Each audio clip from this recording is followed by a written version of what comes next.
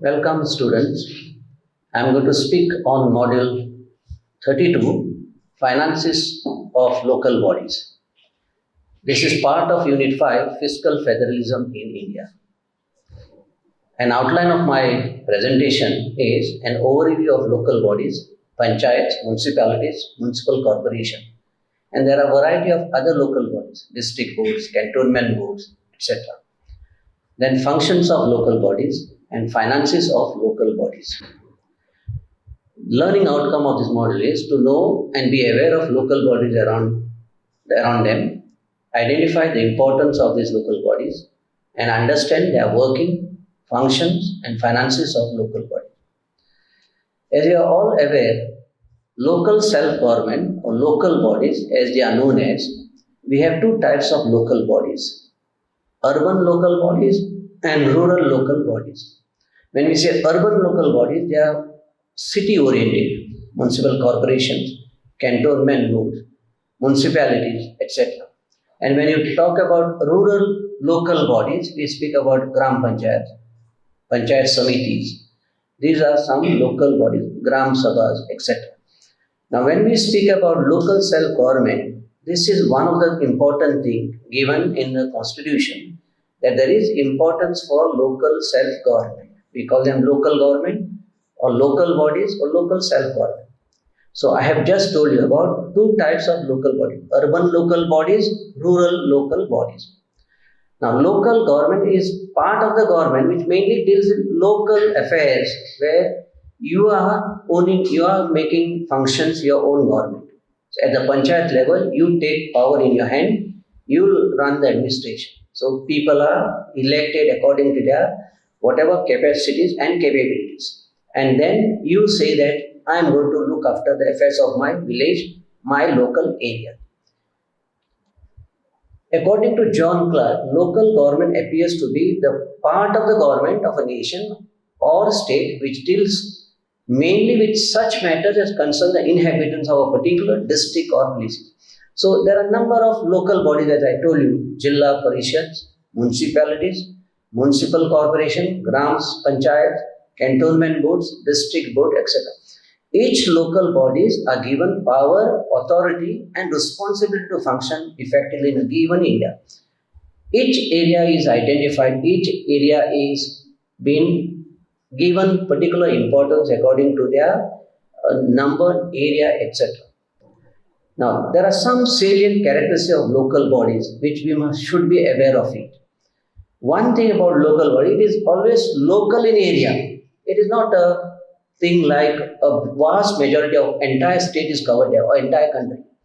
It is a local area in the sense like special small place which local people are involved in the administration. It has a local authority. People themselves elect them. People themselves choose their leaders from among themselves, from the community. Third one, civil amenities for local inhabitants. All people who are staying there, they have the civil inhabitant improvement of their civil things like sanitation, maybe garbage collection, road, street light, etc. etc. Then there are local finance. All local bodies have local finance because each panchayat or each local area will have their own powers to give, like collect their finances like tax or maybe SOCO tax or maybe some other types of taxes which are the house tax, street light tax, garbage collection tax. All those things are local finance. It has a local autonomy. People have their own power in their hands and they run the administration. What they feel it is good for them. And that's why it is called local autonomy. Local participation is a sixth characteristic. Everybody involves in administration, involves in looking after their place. Local leadership is yet another character. Leaders are appointed among themselves and they are the ones who take their administration to the doorstep. Local accountability. All local people are accountable to their administration. Any financial matters or any other administrative matters, they are accountable to local people, local authorities. Local development, only their area development. Suppose a punch member of a particular ward will take care of his ward, that is local development. He will look about involving some of his people from his ward itself, and that is called, these are some of the 8, 9 characteristics of local bodies. Why they are important? What are the importance of local government? First of all, they are instrument of political and popular education. They educate. We are government, we are getting instrument of political and popular education. We know what is education here. School of democracy, we have our democracy begins at a local level. Administration, voting, standing for elections, supporting people.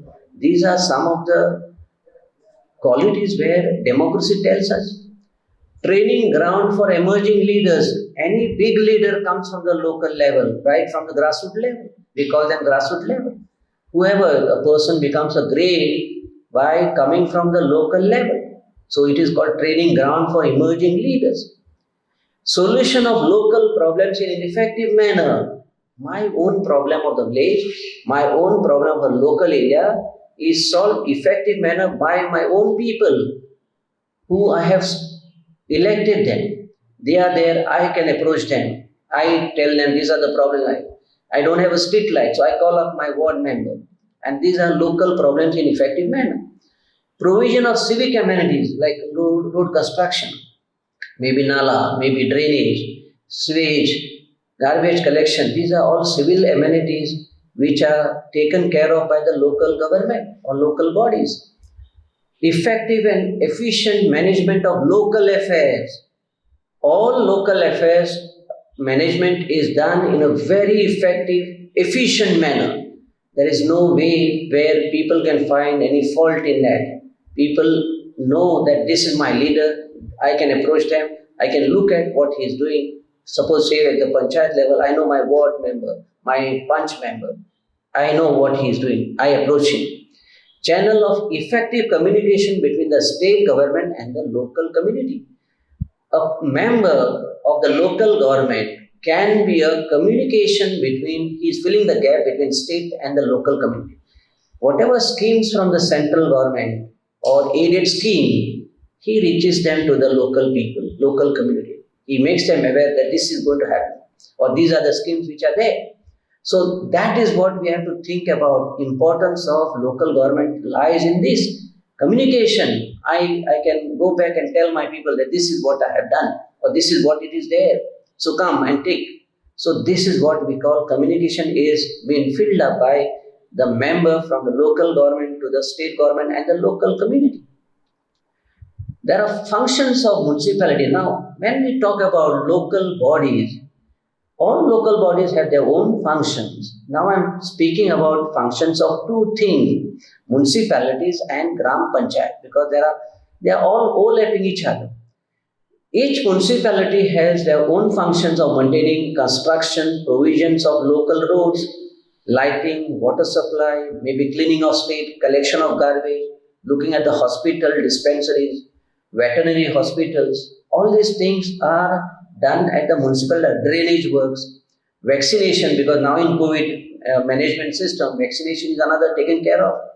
Provision of primary education, maintenance of parks and gardens, all these works are taken care of by the municipality in their functions. Every municipality have one localized area and they take care of. Organization of fairs and exhibition is another function of these municipalities. Now, functions of Gram Panchayat, I have divided them into two functions, obligatory and discretionary functions. Obligatory functions are most important functions which are compulsory they have to do. Discretionary functions is at their discretion. They are not like bounded by those functions. So now here when we speak about obligatory function, this includes many obligatory functions are included here. Constructions, repair, maintenance, cleaning and lighting of public streets, medical relief, sanitation, taking curative and preventive measures to remove and spread of the pandemic. See, today we are in the pandemic. They are the ones who will take care. Vaccination can be taken care of by them. Registration of births, deaths and marriages, these are also taken care of by the panchayat. Any person who is dead, Panchayat issues NOC for the death certificate, etc., for disposal of a body. Establishing and maintaining village panchayat and primary schools for boys and girls. There are even constructions of repair, library centers, maintenance of public wells, tanks, ponds, all these functions, and there are so many functions which are there obligatory in the panchayat, which taken care of. Drinking water supply, potable water. These are some of the things which are required in a thing. Maintenance of good street, roads, cleanliness in the surrounding area, open spaces. So these are functions which are obligatory, which the panchayat have to perform. And if they are obligatory, then each member, each like a person from the ward have a right to question.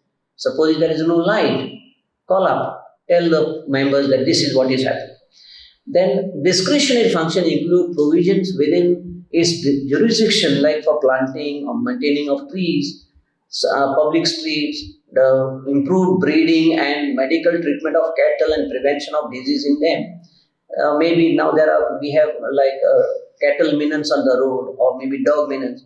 These are some of the things which panchayat can take over, and there are development of cooperatives, providing good seeds to the farmers, agricultural implements and stores, establishment of library, reading rooms, regulating the collection and removal, and disposal of manures and disposal of carcasses of animals which are dead on the street.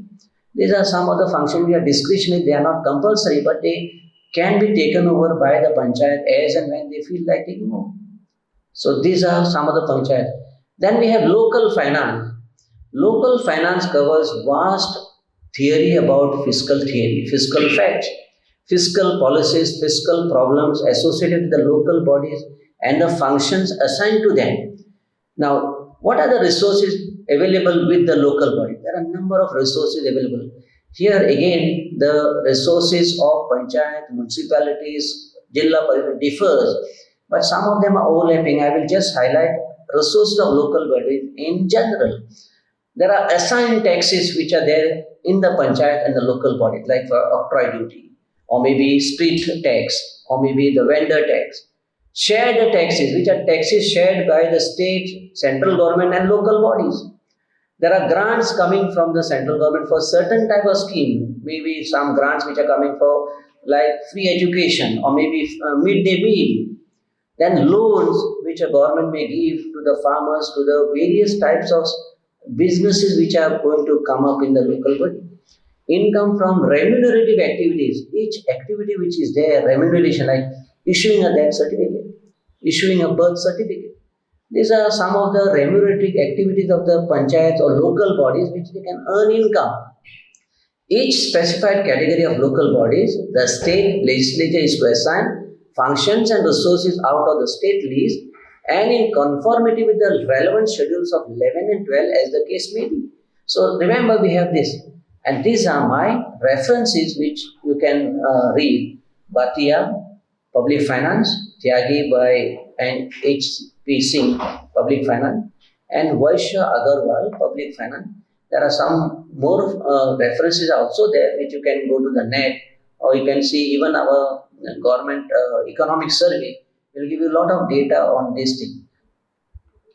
Thank you very much.